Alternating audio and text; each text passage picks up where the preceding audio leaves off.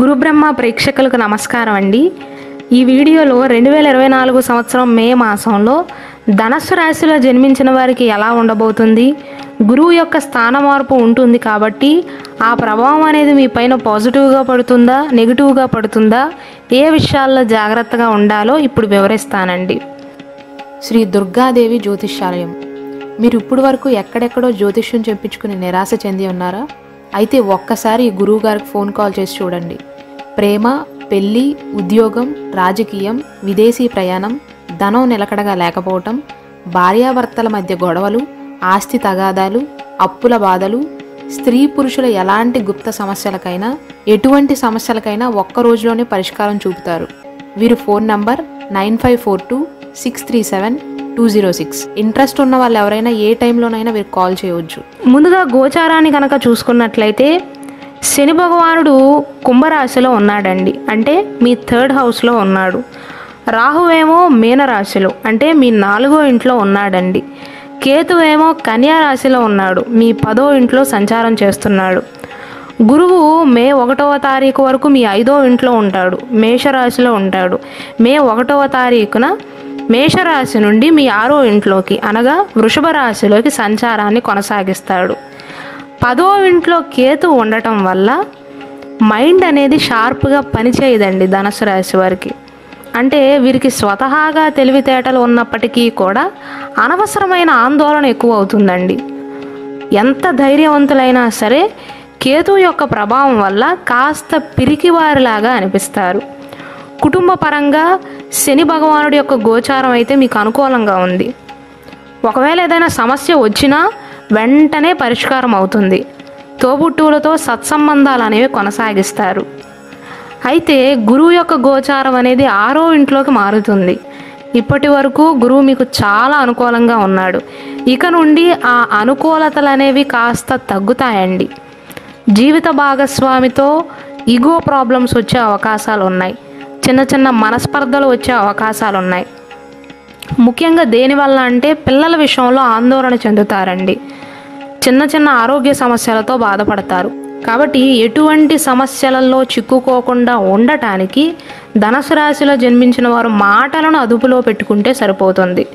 ఓపికతో ఉంటే సరిపోతుంది. ఒకవేళ ఎవరైనా సరే మీకు బాధ కలిగించినా, సూటిపోటి మాటలు అన్నా సరే మీ చేతలతో చూపించండే తప్ప మాటలు అనవద్దు. ఓపికతో ఉండండి. కుటుంబ సభ్యులతో మంచిగా మాట్లాడండి. బయటి వారి మీద ఉన్న కోపాన్ని తీసుకువచ్చి మీ భర్త పైనో, భార్య పైనో, పిల్లల పైనో చూపించవద్దు. అది చాలా దూరం వెళ్తుంది. సమస్యలను పెద్దదిగా చేసుకోవద్దు. మీ అత్తమామల సలహాలు కానీ కుటుంబ సభ్యుల యొక్క సలహాలను స్వీకరించండి. ఆరోగ్య విషయంలో చూసుకున్నట్లయితే రాహు యొక్క గోచారం అనేది 4వ ఇంట్లో ఉంటుంది కాబట్టి ముఖ్యంగా ధనుసు రాశి వారు ఎటువంటి ప్రాబ్లమ్స్ని ఎదుర్కొంటారంటే గ్యాస్ట్రిక్కి సంబంధించిన సమస్యలను ఎదుర్కోవటం కానీ, చర్మ వ్యాధులు కానీ, ఊపిరితిత్తుల సమస్యలతో బాధపడే అవకాశాలు ఉన్నాయి. శని గోచారం అనేది మీకు అనుకూలంగా ఉంటుంది. శని భగవానుడు కుంభరాశిలో 3వ ఇంట్లో మీకు అనుకూలంగా ఉన్నాడు కాబట్టి ఎటువంటి ఆరోగ్య సమస్యలు వచ్చినా సరే త్వరగా రికవరీ అవుతారండి. ఆరోగ్య సమస్యల నుండి వెంటనే బయటపడేటువంటి శక్తి సామర్థ్యాలు ఉంటాయి. కాబట్టి ఆరోగ్యపరంగా మానసిక ఆందోళన తగ్గించుకుంటే సరిపోతుందండి. చదువుకునే విద్యార్థుల విషయంలో ఎలా ఉండబోతుందంటే మెయిన్గా విద్యార్థులు చదువు పైన నిర్లక్ష్యాన్ని ప్రదర్శిస్తారండి. అంటే పరీక్షల వరకు బాగా చదువుతారు. కరెక్ట్గా పరీక్షల ముందు వారిలో బద్ధకం ఎక్కువ అవుతుంది. ఇంతకుముందు చదివాను కదా, ఇప్పుడు ఒక్కసారి రివైజ్ చేసుకుంటే సరిపోతుంది అని బద్ధకంగా బాధ్యత లేని వారిలాగా ప్రవర్తిస్తారు. కాబట్టి విద్యార్థులు ఏకాగ్రతను పెంచుకోవటానికి ప్రయత్నించండి. కష్టపడి చదవండి. పెద్దల యొక్క సలహాలను తీసుకోండి. గురువులను గౌరవించండి. ఎవ్వరి ప్రలోభాలకి కూడా లొంగవద్దు. విద్యార్థులకైతే చాలా వరకు అనుకూలమే కానీ బద్ధకం అనేది పెరుగుతుందండి. ఆర్థిక పరంగా ధనుసు రాశి వారికి ఎలా ఉండబోతుందంటే ముఖ్యంగా శని గోచారం అనేది మీకు అనుకూలంగా ఉందండి. ఆర్థిక నష్టాలు అయితే తక్కువగా ఉంటాయి. ఎటువంటి వాటిల్లో పెట్టుబడి పెట్టినా సరే మీరు నష్టపోతారేమో కానీ ఎక్కువగా నష్టపోరు. ఆర్థిక నష్టాలు అనేవి చాలా వరకు తగ్గుతాయి. స్థిరాస్తులు కొనుగోలు విషయంలో అయితే జాగ్రత్తలు తీసుకోవాలండి. గురువు యొక్క గోచారం వల్ల కొద్దిగా ఖర్చులు పెరిగే అవకాశాలు ఉన్నాయి. రుణాలు తీసుకునే అవకాశాలు ఉన్నాయి. ఈఎంఐలు పెట్టుకుని మరి వస్తువులను కొనుగోలు చేసే అవకాశాలు ఉన్నాయి. కాబట్టి ఆర్థిక పరంగా మీకు అనుకూలంగా ఉన్నప్పటికీ కూడా ఖర్చులు చేయవద్దు. గురువు యొక్క గోచారం వల్ల ఖర్చులు ఎక్కువగా చేసే అవకాశాలు ఉన్నాయి. కాబట్టి ఆ విషయంలో జాగ్రత్తలు తీసుకోండి. కొత్తగా రుణాలను తీసుకోకపోవటమే మంచిదండి. ధనుసు రాశిలో జన్మించిన ఉద్యోగస్తులకు మే మాసం నుండి ఎలా ఉండబోతుందంటే, ఉద్యోగస్తులకు కాస్త ఒత్తిడి అనేది పెరుగుతుందండి. అంటే ఒత్తిడి పెరగటం అంటే బాధ్యతలు అనేవి పెరుగుతాయి, ప్రయాణాలు ఎక్కువ అవుతాయి. అయితే ఒక పాజిటివ్ పాయింట్ ఏంటంటే విదేశాలలో స్థిరపడే అవకాశాలు ఉన్నాయండి. స్వదేశం కాకుండా విదేశాలలో పనిచేస్తున్న వారికైతే ఇప్పటి వరకు అనుకూలంగా లేదు, ఇక నుండి మధ్యస్థంగా ఉంటుందండి.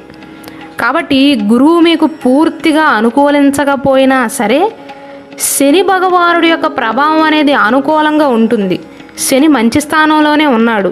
కాబట్టి కష్టపడి పని చేయండి, నమ్మకంగా ఉండండి.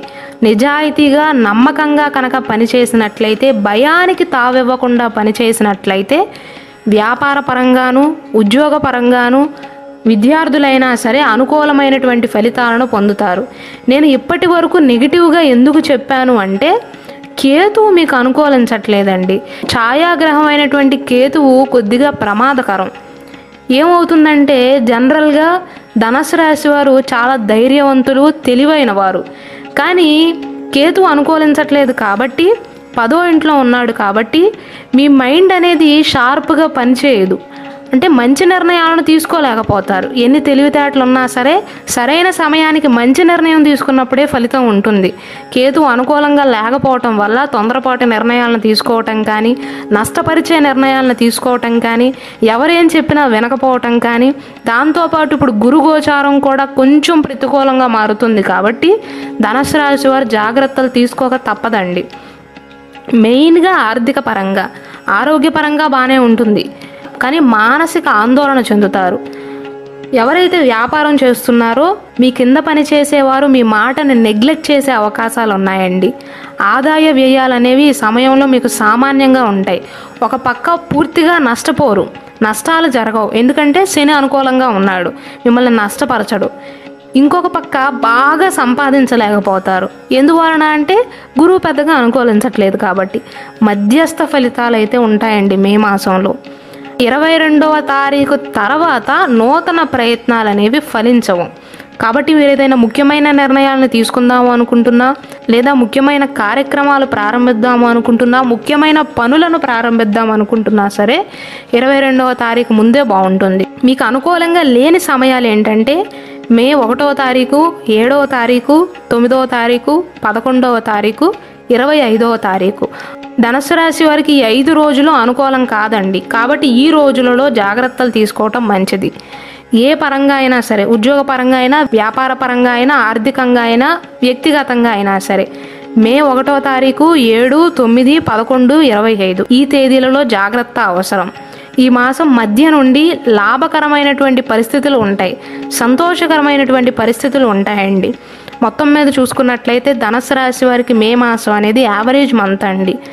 ఫుల్గా పాజిటివ్ రిజల్ట్స్ లేవు, అలానే నెగిటివ్ రిజల్ట్స్ కూడా లేవు.